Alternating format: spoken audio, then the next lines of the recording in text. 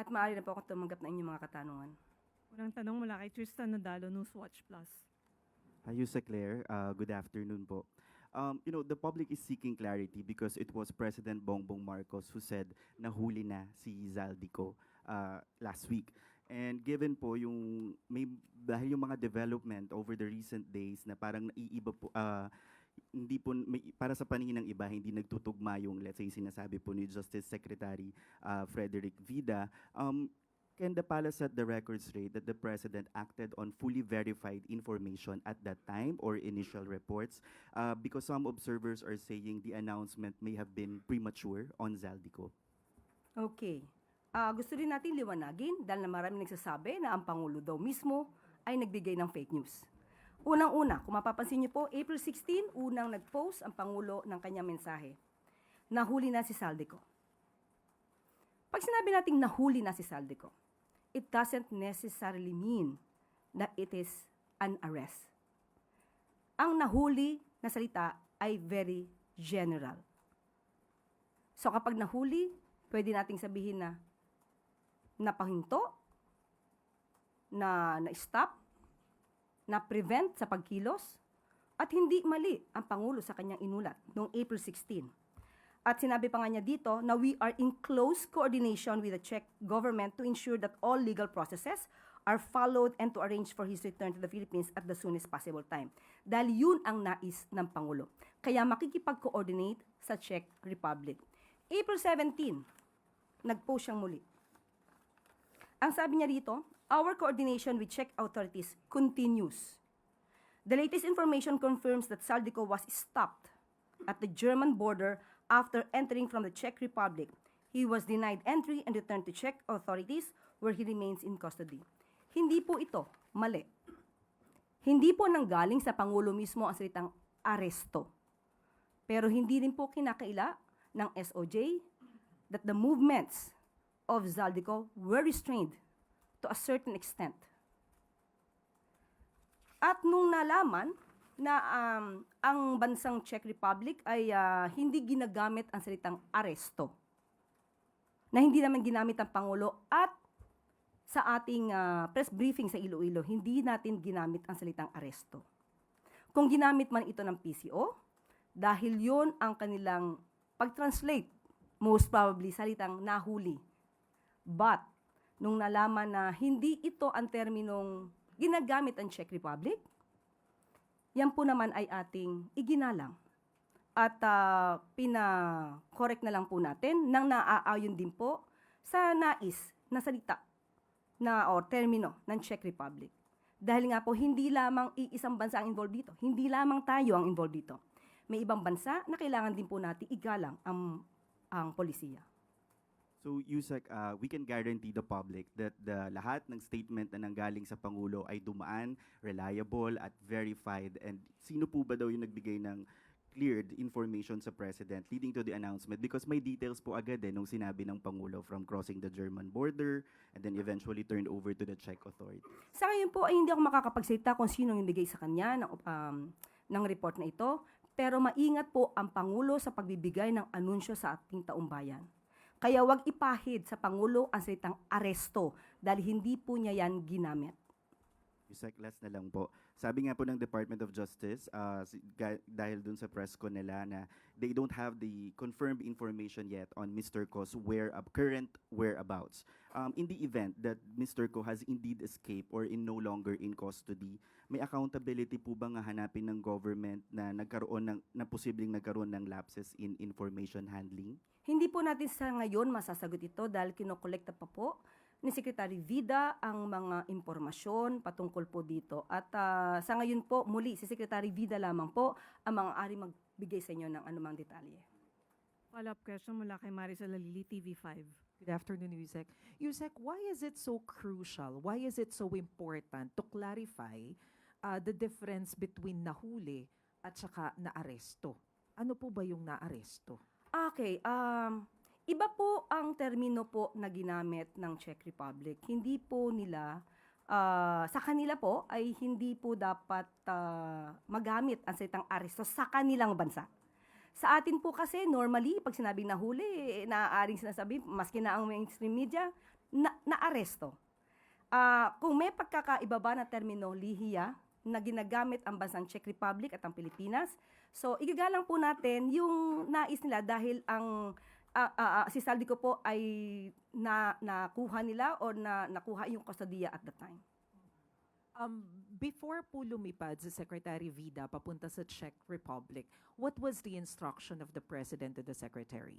Muli, hindi po tayo privy sa kanila na pag-usapan, pero sa ating nadinig na interview, ang nais lamang po niya ay malaman kung anong estado ni Zaldico doon at ano pa maaaring malaman at magawa para maibalik si Zaldico dito sa Pilipinas. Okay, so ano po yung inaasahan ng Pangulo na iuuwi dito ni Secretary Vida or at least yung konkreto na information na gusto niyang marinig mula kay Secretary Vida? Hindi po tayo makakapagbigay dahil kinakailangan po rin nating igalang ang confidentiality at yan po ang nais ng Czech Republic. So, abangan na lang po natin yung susunod na balita mula po kay Secretary Vida. Follow-up question mula kay Ace Romero, Philippine Star. Yusek, nabanggit nyo yung term na arrest hindi ginagamit ng Czech Republic kaya minabuti nating igalang yung kanilang nais, no? Pero given na yung sinabing nakita si Zaldico doon sa border and then apprehended, whatever, arrested or hindi nga ginagamit yung arrest, no? Bakit kaya hindi muna natin kino-ordinate sa Czech Republic yung term bago nagkaroon ng ganong announcement sa Pangulo and then it took days before it was corrected kasi kumalat 'di ba sa mainstream media the arrest and it took days before the government corrected given that proactive naman kayo sa pag-check ng misinformation minsan sadya o hindi, no? Bakit it took days before we correct yung arrest na word kaya nagkaroon tuloy ng confusion? Ace, hindi nang galing kay Pangulo yung word na arrested. So walang iko-correct ang Pangulo sa kanyang mensahe. No, the government kasi even the PCO used the word. Yes, nung nalaman ito dahil na-interview si Attorney Polo Martinez. Si Attorney Polo Martinez. At sinabi niya, technically, hindi ginagamit yung salitang arrest. So, pinaalam po agad natin to kay Secretary Dave Gomez. So, that's the time na kailangan na ayusin yung mensahe para hindi ma-offend or hindi magsalungat sa nais din ng Czech Republic na mensahe na dapat nating ibigay. Pero given na may mga ulat na rin nagsabing baka wala na rin sa Czech Republic si Zaldico, yung possibility na wala na siya doon, hindi kaya mas maiging inanunsyo, yung anunsyo nangyari muna na nagkaroon na ng kasiguruduhan na talagang maiuuwi natin from Czech Republic si Ko bago ngayon sabi ng DOJ mismo baka wala na siya doon. Hindi kaya tama, naging premature nga po yung naging pag-anunsyo. Ano po, ulitin po natin ano ba ang inanunsyo ni Pangulo? Hindi po ba ang inanunsyo ng Pangulo unang-una ay nahuli si Zaldico? Totoo naman. Di po ba? Nasa kustodiya ng Czech Republic si Zaldico. Totoo naman. At ang sabi ng Pangulo, nakikipag-coordinate tayo sa Czech Republic. Totoo naman. So anong premature doon? Walang premature doon. Anong nais ng Pangulo? Madala at mabalik si Zaldico dito sa Pilipinas. Tama. Walang pagbabago doon. Hanggang ngayon, yun ang nais din natin. So anong premature doon? Walang premature doon. Siyempre, if the President makes an announcement na gano'n, there will be expectations na, finally, nahuli na, and then, pwede na siyang iuwi. Nandun na yung hopes or even expectations from the public na iuwi. But since now, meron ng possibility nga na wala na pala siya sa Czech Republic. So, there comes yung mga, ay, bakit gano'n? Gano'n po yung mga notion eh. Opo. Pero sabi nga natin, sa bawat kilos ni Zaldico at nalaman ng gobyerno, mas magandang ipaalam sa inyo kesa sa iba nyo pa malaman. Kapag ka nalaman namin at hindi namin inanunsyo, sasabihin nyo naman sa amin, ba't hindi inanunsyo? So mas magandang i-anunsyo namin, pero hindi namin sinabi agad na mahuhuli. Kaya nga ang sabi dito, nakikipag-coordinate ang Pilipinas sa Czech Republic. Okay, salamat po. Sunod na tanong mula kay Alvin Baltasar, Radyo Pilipinas. Akala ko hindi ka naman follow. Ana Badjo muna po. Morning, ma'am. Ma'am, balikan ko lang yung ano na po yung nai-report kay Presidente regarding sa status ni Zaldico and anong reaction niya, ma'am, dun sa balita na possible na wala na si Zaldi sa Czech Republic kung nakarating na sa kanya yon. On my part, personal, hindi ko pa po alam kung nagkausap sila. Pero nadinig naman po natin ang mga nai-anunsyo ni Secretary Vida. At kung ano po yung latest na impormasyong ibinigay niya sa Pangulo, hindi pa rin po napapaabot sa akin.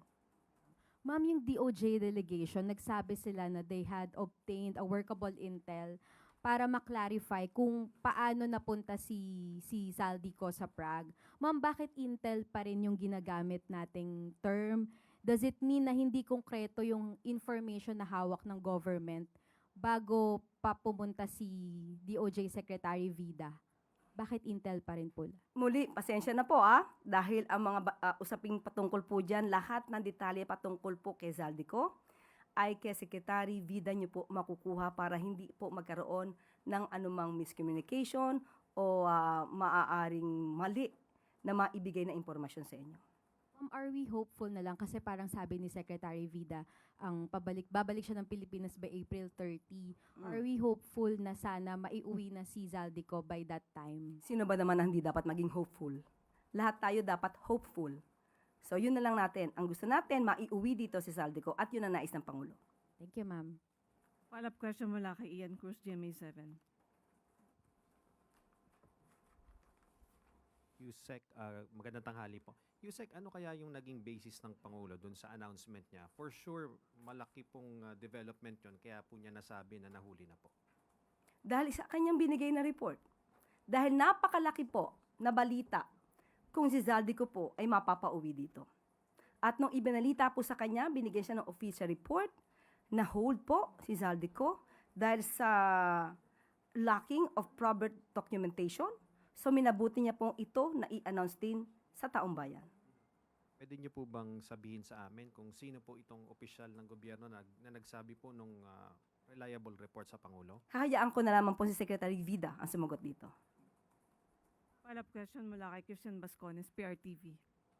Sir, baka pwede po nating i-differentiate din yung kahulugan ng nahuli at na-hold lamang po kasi iba po yung ibig sabihin noon, no? Pag nahuli na ibig sabihin may custody din po ang Pilipinas doon kasi mismo ang presidente po ang nag-anunsyo noon. Pero pag sinabing na-hold lamang, baka po sa Czech Republic lamang po yung custody. Wait, when you say nahuli, nasa Czech Republic, ibig niyo sabihin merong kustodiya ang Pilipinas? Hindi po ibig sabihin na ganun yun. Kapag nahuli, na-hold, na-stop, nasa kustodiya ng Czech Republic, it doesn't mean na merong kustodiya ang Pilipinas.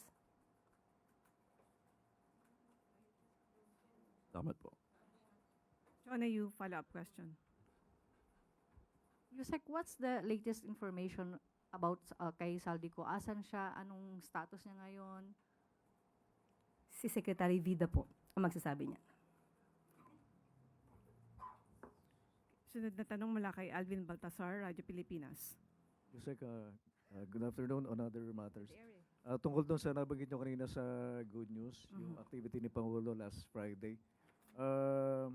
May claim si Batangas Congressman Leandro Laviste na hindi raw nabigyan yung 84 barangays mula sa kanyang distrito at gusto niya raw paimbestigahan itong bawat bayan makikinabang para sa tulong pinansyal sa mga LGUs. Na-verify po ba ng palasyo yung claim ni Congressman Laviste na 84 barangays daw hindi nabigyan? Sa ating pagkakaalam at sinabi sa atin, may mga barangays daw na hindi kinumpleto ang mga documents. At hindi po maaari mabigyan agad-agad ng ayuda kapag walang dokumento dahil magiging subject ito sa COA report.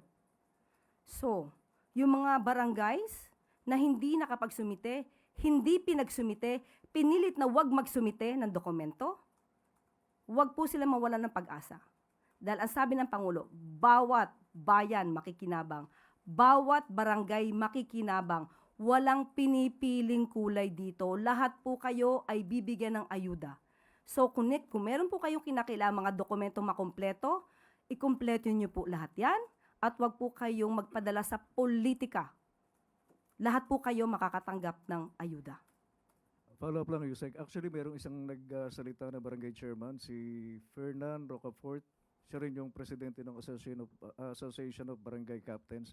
At ang claim naman ni Rocafort, meron daw pagpigil sa pananakot umano na ginawa si Congressman Laviste. Huwag nang pumunta yung ilang mga barangay captains. Is that true? Okay, nadinig po natin yan, na news na din po yan sa mainstream.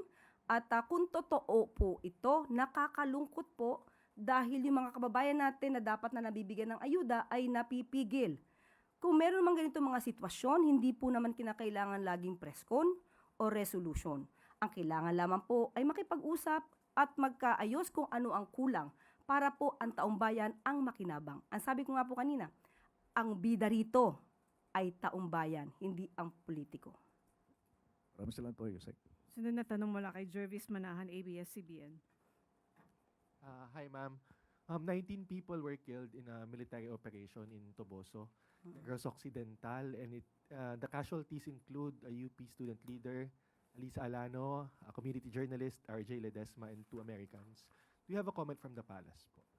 Well, according to AFP, legitimate military operation na naganap. At ang sabi din ni General Browner, they were armed.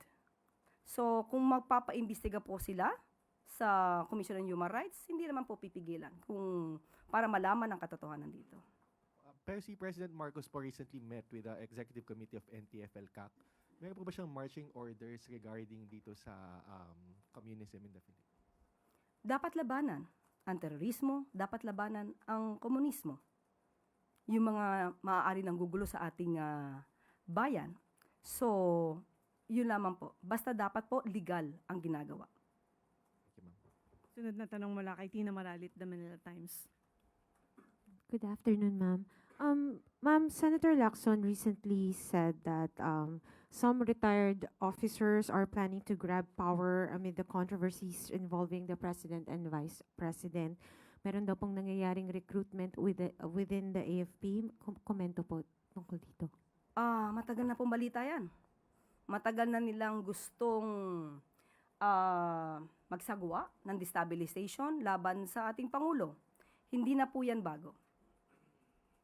Has this chatter reached the president po? Ano po ang direktiba niya sa security cluster, particularly the AFP and law enforcement agencies? Di, unang-una po, kung ito po ay mapapatunayan dahil si Senator Lacson naman ay hindi natin matatawaran kapag nagsalita ito. Ito'y may resibo. So muli, ang mga investigating bodies natin, hindi na po kayo kailangang utusan. Gawin nyo na pong mag-imbestiga. Salamat po. Sunod na tanong mula kay Clisel Pardilla, PTV. Good afternoon po, Yusek. Yusek, after po ma-reveal itong 6.7 billion pesos na suspicious transactions ni VP Duterte at ng kanyang asawa, Attorney Carpio has filed criminal complaints against officials of BSP, AMLAC, and several members of the Justice House Committee for alleged violation of Anti-Money Laundering Act, Bank Secrecy Law, and Data Privacy Act. Any reaction po, and is Malacanang concerned that filing cases against regulators may create a chilling effect po on institutions performing their functions? Karapatan po ni Numan na magsampa ng kaso. Ang tanong lamang po kung ito'y magpo-prosper. So, hindi na po hawak ng palasyo at ng Pangulo kung ano magiging desisyon ng korte. Ang mga korte po natin, ang mga judges natin, pati justices, ay matatalino. So, alam po nila kung anong dapat na gamiting batas at paano ito madidismiss o magkakaroon ng progress. Sunod na tanong mula kay Rafi Ayeng, Daily Tribune. Good afternoon, Yusek. May mga umuugong na naman po mga nabalita na balasahan sa gabinete ni Pangulong Marcos. Totoo po ba ito? At may umugong din na isa po kayo sa papalitan daw. Paki-clarify lang po ito. Una-una, I will always serve at the pleasure of the President. Yan naman po ang katotohanan. Pero po sa mga fake news peddlers, abangan ang susunod na kabanata. So, may ganun pong ugong? Naaalisin ako? Hindi, sa buong gabinete. Sa ngayon, wala po. Sunod na tanong mula kay Christian Bascones, PRTV. Ma'am, nung Sabado, kinumpirma po ng NBI na isang serious threats yung ginawa ng Vice Presidente. Hindi daw po ito metaphor nor isang hyperbole lamang. Ngayon, nasa estado na sila na paghahanap doon sa mga hired killers. Ano po yung direct na order ng Presidente po sa NBI? Una-una po, totoong pong seryoso ang pagkakaroon ng isang tao, pagkakaroon ng isang public servant, lalo pa na ikaw ay occupying the second highest position in the land, meron kang sariling assassin, seryoso na pong usapin yun. Lalo pat gagamitin ang assassin ito para maliquidate, mawala ang Pangulo. Hindi lamang siya. Nandiyan na rin po ang pagbabanta ni Mayor Baste Duterte. Seryoso po ito. Muli, ang NBI Director Atty. Matibag, alam niya na po ang mandato niya. Maraming salamat kung mas mabilis na maiimbestigahan ito. Sunod na tanong mula kay Ivy Reyes, Bilyonaryo. Hi, Yusek. Good afternoon po. The Commission on Human Rights launched an independent investigation into the Negros incident, and they said the Commission notes the inconsistencies in the identities of those dead because the AFP maintains that the casualties were members of the NPA, but the CPP already issued a statement that they were not members of the party. So, if proven that there were inconsistencies in the operation, will the government hold them to account? The Of statement. course. Everybody who is liable should be held accountable.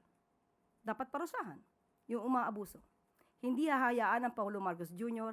ang umaabuso, lalo na sa kanyang administrasyon. Pahabol ng tanong mula kay Maricel Halili, TV5.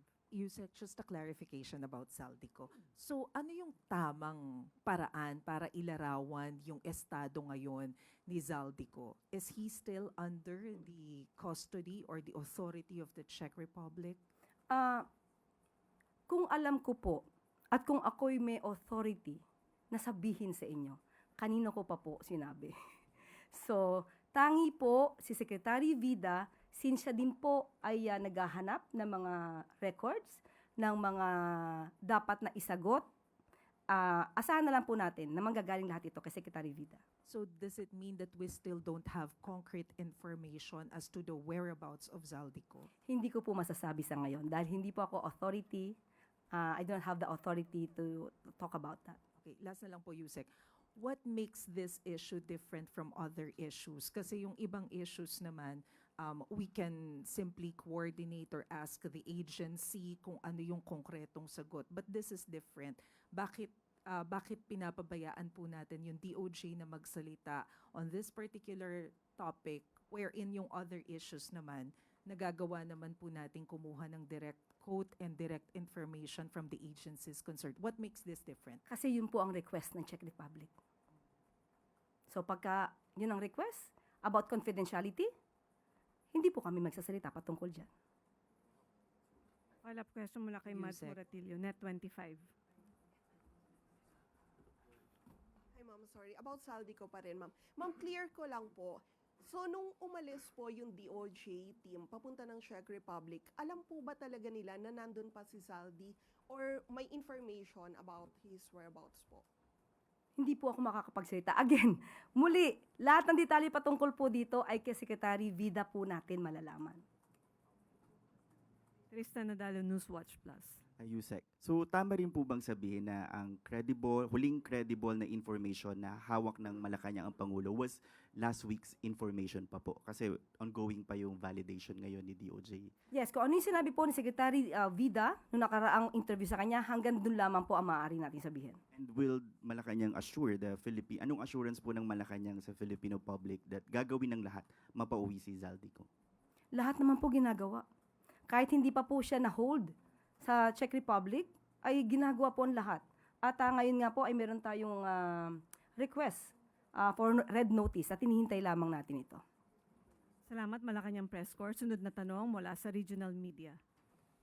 Mga katanungan mula sa Zamboanga Peninsula at Bicol Region through the Philippine Information Agency. Unang katanungan mula kay Criste Basadre ng DXMG Radyo Bisdak Ipil, Zamboanga, Sibugay. What mechanisms are in place to ensure compliance with DOE-mandated price adjustments, and thus the department conduct regular monitoring or enforcement against non-compliant stations?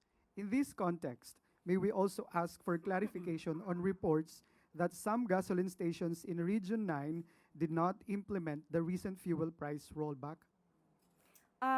Even before, sinabi na po ni Secretary Sharon Garin na kapag ka po may nagva-violate patungkol sa presyo, ito po ay minomonitor. Nagkakaroon tayo ng price surveillance at hiningi natin din ng tulong ng LGU patungkol po dyan, pati ng PNP. At hindi po ba meron na rin po siyang nabigyan ng show cause order.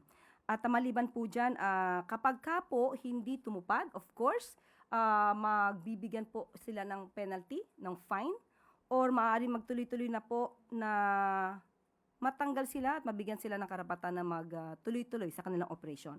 At regarding po sa Region 9, tinanong po natin si Secretary Sharon Garin kung meron daw po na nagva-violate tungkol sa mga presyo ng produktong petrolyo, ipagbigay alam dahil imomonitor po ito at maagarang aksyon ang gagawin. Basta ibigay lang po nila ang mga detalye. Sunod na tanong mula kay Richard Falcatan ng ABS-CBN Basilan, Isabela City. Paano po matutulungan ng national government ang BARM upang mas mapabilis ang development lalo na sa mga island provinces? Binigyan po ng pondo, naglaan po ang gobyerno ng pondo sa BARM at meron po silang annual block grant for education, infrastructure, healthcare, and other services. So sa ngayon po, ang BARM block grant ay 93.982 billion pesos at ang BARM Special Development Fund naman po ay 5 billion pesos. Ayan po. Sunod na tanong mula kay Zoraida Eva Mosteril ng DXRG Radyo Rapido, Dipolog City. May we request an update on the status of the investigation involving 3 individuals on social media who were reportedly accused of spreading false information regarding the president's health. Have any charges been formally filed at this stage, and what are the next legal steps being considered by the authorities? Opo, ang binigay po na dokumento ng PCO para sa agarang malalimang pag-iimbestiga sa mga vloggers na nagpakalat ng peke patungkol sa kalusugan ng ating Pangulo. Ito po ay na-forward na po sa NBI at nagkaroon na rin po ng subpina sa 3 vloggers para sa karampatang pag-iimbestiga ng NBI. Ito po ay si Rigondola Ping, Krage, Underpal, and Iloy Bugris. So, binigyan na po, nagpaabot na po ng subpina ang NBI.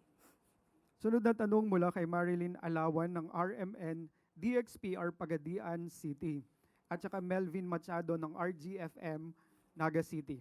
Ngayong may banta ng El Nino sa bansa, ano ang mga direktiba ng Malacanang sa mga rehiyon lalo na sa Department of Agriculture at NIA?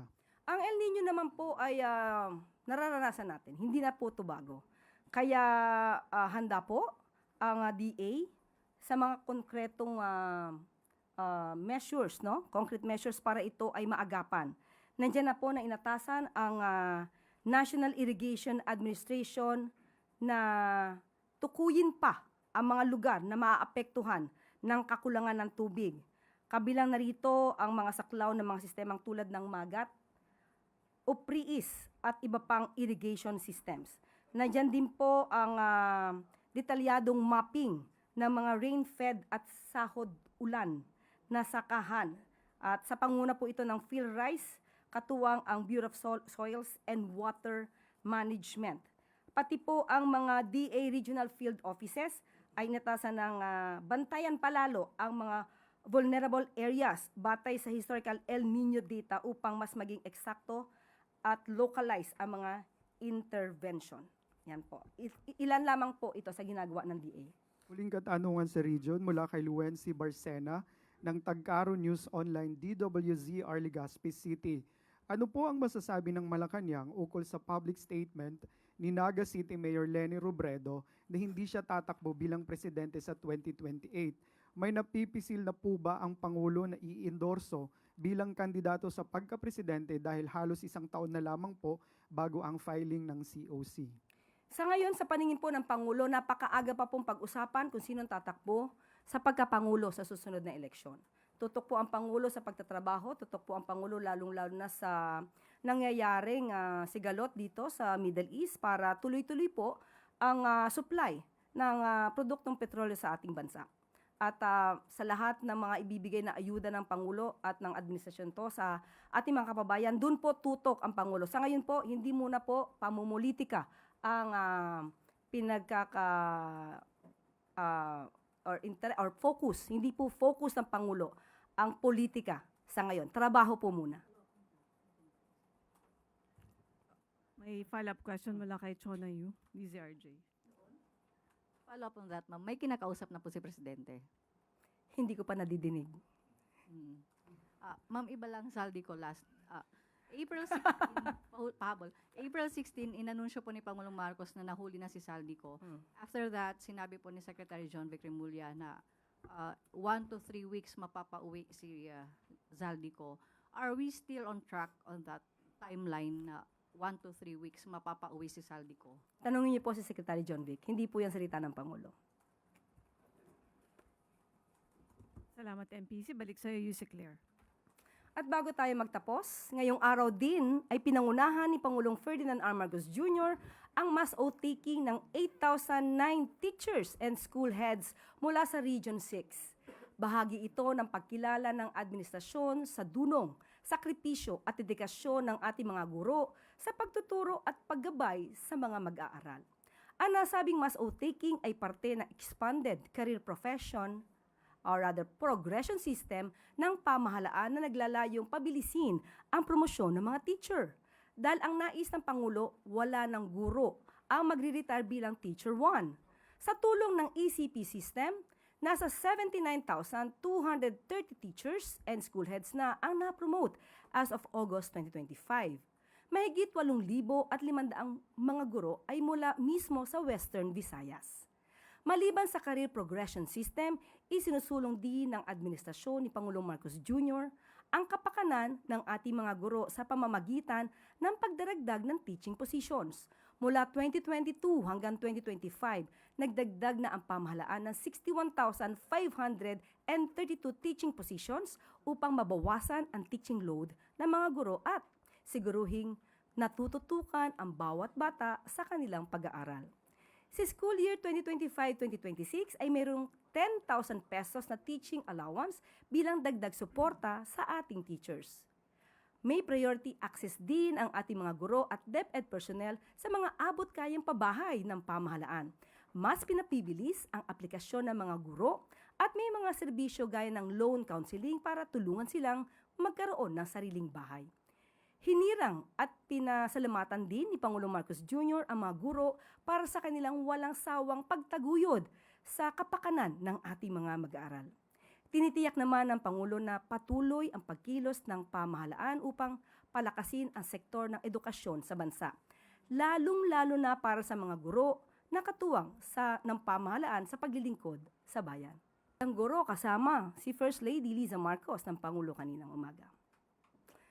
At dyan po nagtatapos ang ating press briefing. Magandang araw para sa bagong Pilipinas.